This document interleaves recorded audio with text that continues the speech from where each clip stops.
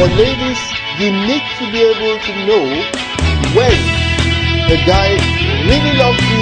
Love is not a feeling.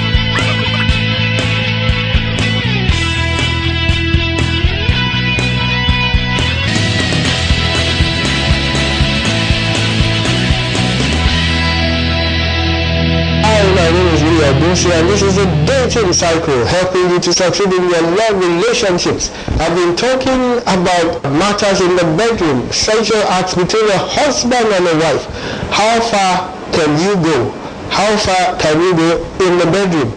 Now, we've had cases in which wives mostly have complained about their husbands trying to get them into certain acts that are sinful. What should they do? What should be their response? Let me give an instance. A husband says, for example, where he wants to get involved in what is called a threesome. That means he wants two women in bed with him at the same time. What is the wife's reaction? He says the Bible has said he has authority over his wife, so he's going to use that authority, he's going to insist, and he's going to have his way. How should the wife react in this kind of a situation? Now, this is very simple. The Word of God is the standard. The Word of God is the final authority. And of course, you must understand that God is not the author of confusion. God does not contradict himself. Now, it is clear from the Bible that God does not condone adultery. Marriage is honorable in all, and the married bed undefiled. Then it goes on to say, whoremongers and adulterers shall God judge. This is in Hebrews 13 and verse 4.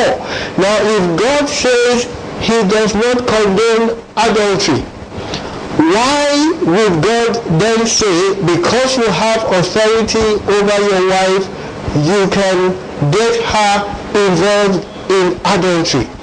Obviously, this is wrong. If there's any man or any husband that is engaging in this kind of act, you need to check yourself.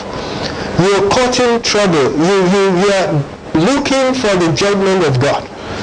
You have no authority to insist that your wife should get involved in any form of sin, whether sexual sin, whether anything. It's as good as a man using his authority to get his wife to steal for him and saying, look, I am your husband, I have authority over you.